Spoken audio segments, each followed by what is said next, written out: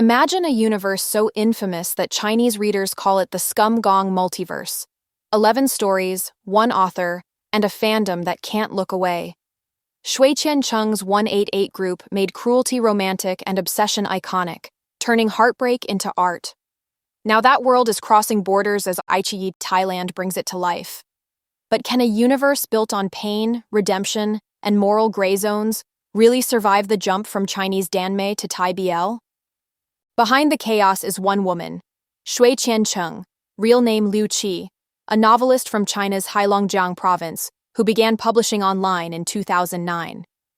She rose from a small author on Jinjiang Literature City, also known as JJWXC, to the chief architect of iQIYI literature, and later became a member of the China Writers Association, a rare distinction for a BL writer. Known to fans as Shui Da or Shui Gay, nicknames that roughly mean Big Shui, she built her empire on characters who are flawed, manipulative, and painfully human. Shui Qian Cheng's writing style is intense. Her worlds are filled with betrayal, obsession, and emotional violence, but also self-awareness and redemption. From professional body double to beloved enemy, every story circles the same question: how much cruelty can love survive?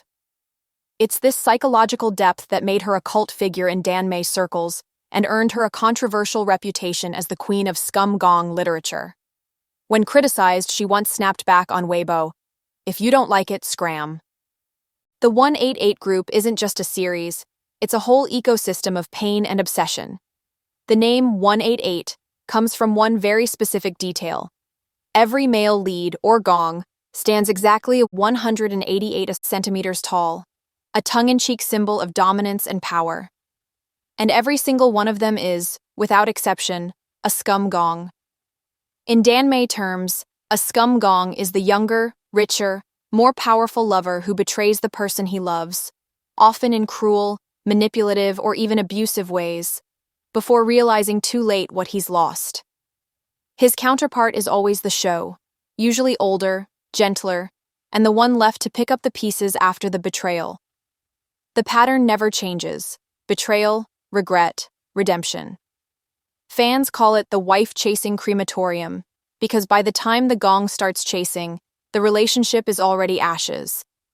Each story replays that emotional cycle in a different world. A cold-hearted CEO, a washed-up actor, a soldier, a cop, a predator in an Omegaverse hierarchy. 11 novels in total, all stand alone, yet secretly connected through cameos and crossovers. Take Beloved Enemy, one of the most infamous entries. A corporate power struggle turns into a battle of obsession, where betrayal and desire blur until love feels like warfare.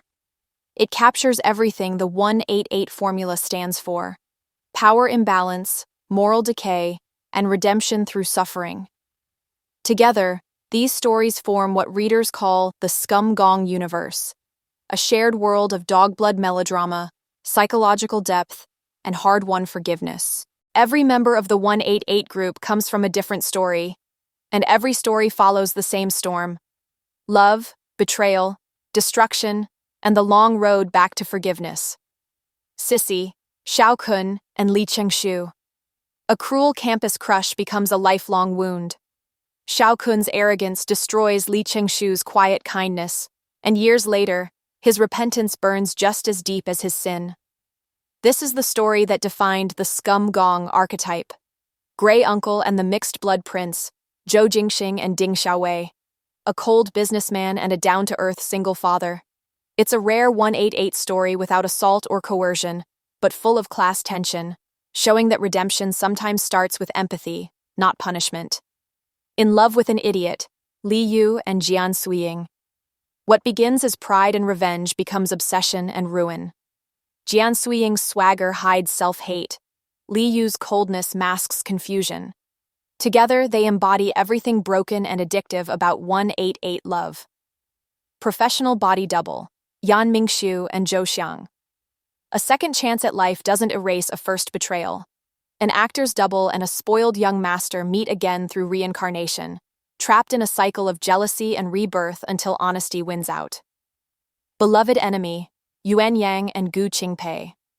a power struggle between a refined CEO and a reckless heir. Desire becomes competition, and love becomes warfare, proving that in the 188 world, even tenderness is a battle of control. My Little Poplar, Yu Fengcheng and Bai Xinyu. A spoiled rich kid sent to the army meets his match in a disciplined soldier. Through drills, distance, and danger, their relationship grows from mockery to loyalty. One of the few 188 couples who actually find peace. Additional inheritance, Luo Yi and Wen Xiaohui. A bright stylist takes in a grieving teen, unaware that dependence will twist into obsession. A slow burn of manipulation, desire, and dangerous devotion. Years of intoxication, Song Juhan and Haegu. The idol who takes everything for granted, and the lover who gives everything away. When Haegu finally leaves, Song Juhan's world collapses. It's the crematorium arc in its purest form, regret as punishment. Winner takes all, Zhao Jingxin and Li Shou. The suave playboy who thinks love is a game meets the one man who refuses to play by his rules. It's seduction turned self-destruction, a masterclass in karmic justice. Blazing armor, Gong Yingxian and Ren Yi. A detective and a firefighter, fire and ice. Amid explosions and arson cases, trauma turns into connection. It's the only 188 story often called healthy, where communication becomes the real redemption arc. Alpha Predator, Q Moyu and Shen Dai. The final evolution of the 188 formula, set in an Omegaverse where pheromones replace class and gender replaces power. Control, consent, and equality take center stage as love defies biology itself. Each couple adds a new shade to Shui Qian Cheng's universe, from brutal obsession to quiet forgiveness, proving that scum-gong stories aren't just about pain, but about how far people will go to rebuild what they've broken. When Shui Qian Cheng's JJWXC contract ended in 2016, she made a bold pivot, joining iQIYI Literature and debuting The Abyss Game as her first exclusive title. Within 2 years, she became its chief architect, helping shape iQIYI's adult fiction and danmei ecosystem from inside China's censorship lines. Her work soon split between eras.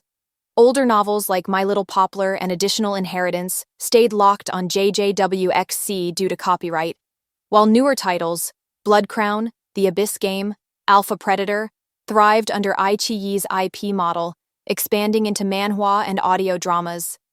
Professional Body Double even inspired a Thai live-action adaptation, My Stand-In, starring Uppoom, the first hint that the 188 world could cross borders. But iQIYI's R18 limits forced her to balance edge with restraint.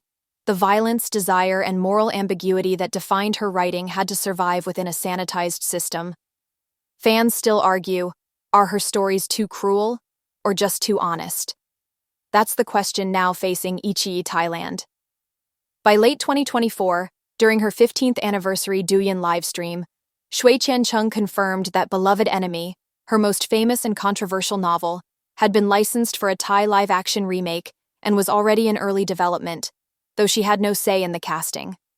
Chinese fans called it unfilmable, worried it would dilute the moral complexity and darkness that define her stories, while Thai BL audiences hailed it as the boldest crossover yet, a chance for Thailand to do what China legally can't.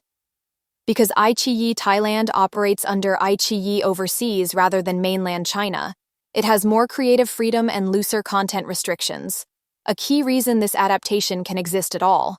On November 7, 2025, during iQIYI iJoy Thailand 2026, the platform finally confirmed what fans had been whispering about since 2024, a new project titled 188 Group, remake from top Chinese IP. The teaser was brief but explosive. Thai BL and Chinese danmei fans immediately began speculating that all 11 novels from Shui Qian Cheng's 188 series might be adapted, creating a full shared universe on screen. It didn't take long for Shui Qian Cheng to step in. Posting on Weibo, she confirmed that the series will be a co-production with iQIYI Overseas, built around story continuity and character connections across multiple works, but clarified that not all 11 books were signed, only some. Within hours of the announcement, social media lit up. Reactions were mixed.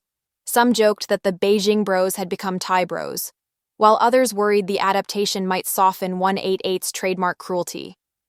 If they remove the pain, one Weibo post asked, then what's left of 188? Meanwhile, others were overjoyed, calling it a milestone moment for both danmei and Thai BL. For over a decade, Shui Qian Cheng's stories have been called everything from masterpieces to moral disasters. To some, her scum-gongs are irredeemable, abusers disguised as lovers.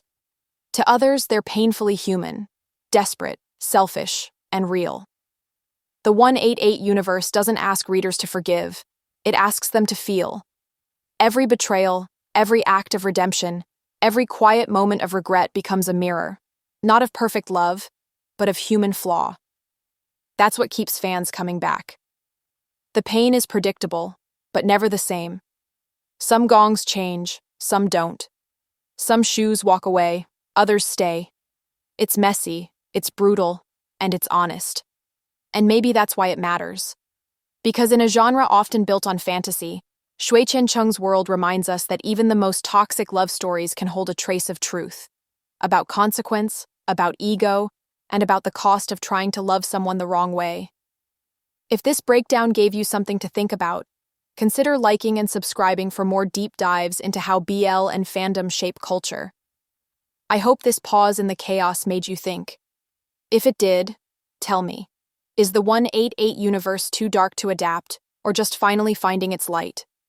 Until next time, this is GPkP.